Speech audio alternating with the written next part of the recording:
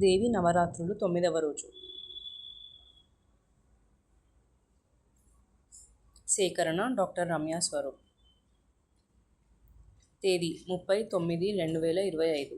రోజు మంగళవారం. తిథి అష్టమి. రంగు గులాబీ రంగు.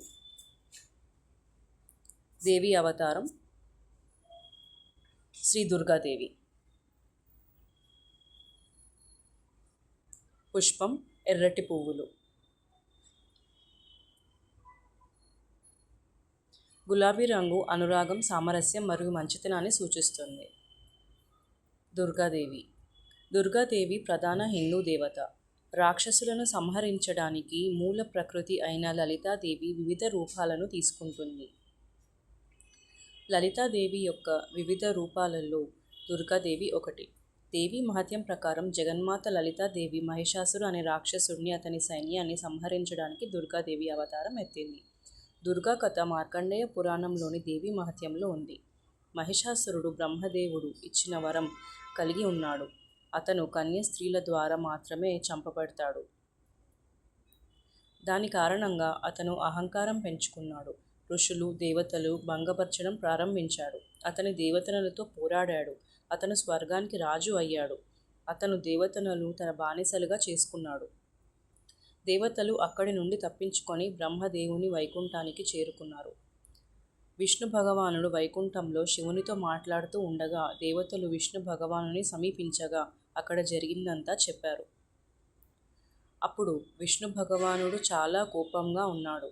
అతని కోపం నుండి కనుబొమ్మల నుండి ఒక దివ్య శక్తి బయటకు వచ్చింది.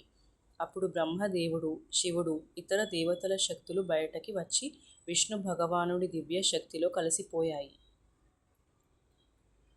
దివ్యశక్తి దేవి రూపాన్ని సంతరించుకుంది. వాస్తవానికి మహావిష్ణువు తప్ప దేవతలు శక్తి కోసం మహాదేవిపై ఆధారపడతారు. కాబట్టి మహాదేవి నిర్దిష్ట రూపంలో శక్తిని నిర్దిష్ట దేవతకు అందజేస్తుంది. మరియు మహాదేవి యొక్క ప్రత్యేక రూపం ప్రత్యేక దేవత యొక్క శక్తిగా చెప్పబడింది. ఇక్కడ శక్తి అంటే శక్తిని ప్రదాత అని అర్థం. అలా శక్తి ప్రదాత అయిన శక్తులు వైష్ణవి అనే విష్ణు శక్తిలో కలిసిపోయాయి. నిజానికి శక్తులు మహాదేవి అవతారాలు కాబట్టి శక్తి అవతారాలన్నీ వైష్ణవి శక్తిలో కలిసిపోయి అందమైన దేవి రూపాన్ని పొందాయి. ఆ దేవికి 18 చేతులు ఉన్నాయి. దేవతలు మహిషాసురుడు అనే రాక్షసుడిని వధించమని దేవిని అభ్యర్థించారు. వారు తమ ఆయుధాలను ఆమెకు ఇచ్చారు. హిమవాన్ ఆమెకు సింహాన్ని ఇచ్చాడు. ఆ విధంగా దేవి దేవతల కోరికను అంగీకరించి మహిషాసురుని సంహరించడానికి అతని దగ్గరికి వెళ్ళింది. మహిషాసురుడు దేవి అందాన్ని చూసి తనను పెళ్లి చేసుకోమని అడిగాడు. అయితే దేవి, నువ్వు నన్ను పెళ్లి చేసుకోవాలంటే యుద్ధంలో నాపై గెలవాలి అని చెప్పింది. అలా దేవికి మహిషాసురుడికి మధ్య యుద్ధం జరిగింది. దేవి మహిషాసురుడు అతని సైన్యాలతో 9 రోజుల వరకు యుద్ధం చేసింది. ఆ విధంగా దశమి రోజున ఆమె మహిషాసురుడిని సంహరించింది. వైష్ణవ సంప్రదాయం ప్రకారం దుర్గ అనేది విష్ణువు యొక్క మాయా శక్తి యొక్క వ్యక్తిత్వం అయిన యోగమాయ యొక్క వివిధ బిరుదులు మరియు అవతారాలలో ఒకటి. విష్ణువు దగ్గరకు దేవికి యొక్క 7వ బిడ్డను రోహిణి గర్భంలోకి మార్చే పనిని, అలాగే యశోద మరియు నందుల శిశువు కుమార్తెగా భూమిపై జన్మించే పనిని అందిస్తాడు. తద్వారా ఆమెని కృష్ణుడితో మార్పిడి చేసుకోవచ్చు. కంసుడు ఆమెను చంపడానికి ప్రయత్నించినప్పుడు ఆమె నిమ్మకాయల దండను ధరించి 18 చేతుల దేవత యొక్క నిజమైన రూపాన్ని ప్రదర్శించింది. కంసుని చంపిన వ్యక్తి అదృశ్యమయ్యే ముందు అప్పటికే జన్మించాడని దేవత ప్రకటించింది. హిందూ కళలలో దుర్గ ముఖం యొక్క ఈ ప్రశాంతమైన లక్షణం సాంప్రదాయకంగా ఆమె ద్వేషం, అహంకారం లేదా హింసలో ఆనందం పొందడం వల్ల కాదు, కానీ ఆమె అవసరం కోసం, మంచి ప్రేమ కోసం, ఆమెపై ఆధారపడిన వారి విముక్తి కోసం మరియు సృజనాత్మక స్వేచ్ఛకు ఆత్మ ప్రయాణం ప్రారంభించడానికి గుర్తుగా పనిచేస్తుంది. కాబట్టి ఆమె రక్షణాత్మక శక్తి.